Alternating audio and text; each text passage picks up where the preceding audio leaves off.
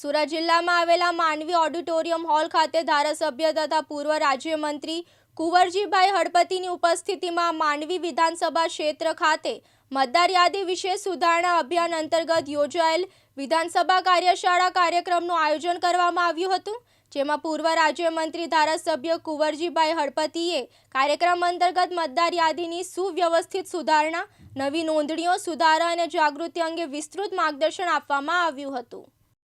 જે મતદાર યાદી આવી છે એ મતદાર યાદીમાં કેટલા નામો કુલ છે, એમાં બોગસ કેટલા, મરી ગયેલા કેટલા, આખી ચકાસણી કરીને તમારે ફોર્મ ભરીને તમારે BLO 1 ને આપવાનું છે અને BLO 1 છે તે અધિકારીને આપશે। આ કામગીરી આપણે કરવાની છે।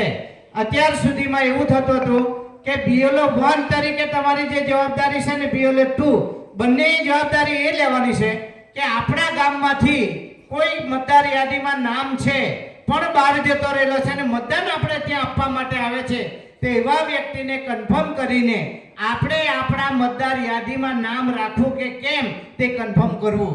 અને એમાં ફોર્મ કન્ફર્મ કર્યા પછી ડિલેટનું ફોર્મ આવતું છે, તમે બધા ઓકે કરશો ને ડિલેટ દબાવશો એટલે બધા નામ તમારા જે બહાર હશે એ કમી થઈ જશે। એમાં જો કે અત્યારે રત્નાકરજી આપણને ખૂબ સચોટ માર્ગદર્શન આપશે, પણ મારી પાસે એક જાણકારી છે એ મુજબની હું વાત કરું છું। અને BLO 1 પણ પોતાના સહાયકની નિમણૂક 5 થી 6 જણની કરવાની છે અને 5 થી 6 જણા આખા વિધાનસભામાં કામ કરે અને તમારે પોતે BLO 2 એ પણ 5 થી 6 જણાની સહાયક ટીમ બનાવવાની।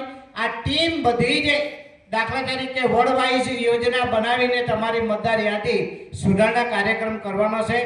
આનાથી આપણે જે જોયું છે ભાઈ બોગસ મતદાનો થતા હતા તે પણ હવે અટકી જશે, કેમ કે એમાં ફોટાથી માંડીને તમામ કામગીરી આપણે બધાએ અપલોડ કરવાની છે।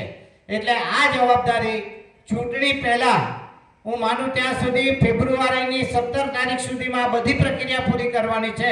એટલે 17 પછી ગમે ત્યારે તાલુકા પંચાયત અને જિલ્લા પંચાયતની ચૂંટણીના પડઘમ વાગી જશે, એટલે આપણે બધાએ આ જોવાનું છે। એટલે આ BLO 2 ની તો તમને બહુ વ્યવસ્થિત માર્ગદર્શન મળશે ઓનલાઈન, એટલે વધારે વાત નથી કરવાની, કેમ કે મારી પાસે 5 જ મિનિટ છે। 5 મિનિટમાં રત્નાકરજી ઓનલાઈન થવાના છે। ખાસ કરીને અત્યારે આપણા જ કેટલાક ભારતીય જનતા પાર્ટીના કાર્યકરો ગુમરાહ કરે કે કુંવરજીભાઈ આપણને અમારા ગામમાં તો 1 પણ રૂપિયાની ગ્રાન્ટ નથી આપી। મને એક ભાઈ હમણાં આવ્યો ને એને મને વાત કરી, મેં મારી ઓફિસમાંથી જોયું કેટલી ગ્રાન્ટ એ ગામમાં આપી છે। મિત્રો તમે માનસો ની 27 લાખની કામ મેં આ ગામમાં આપી છે। હું નામ નથી બોલતો, કોઈનું ટીકા ટિપ્પણીમાં નથી પડતો, પણ એને સમજવાનું હું જે આંગળી ચીંધું છું એને પહેલા મારા પર 4 આંગળી આવે છે એટલું એને વિચારવું જોઈએ। ઈશ્વર સોલંકી, દિવ્યાંગ ન્યૂઝ, માંડવી, સુરત।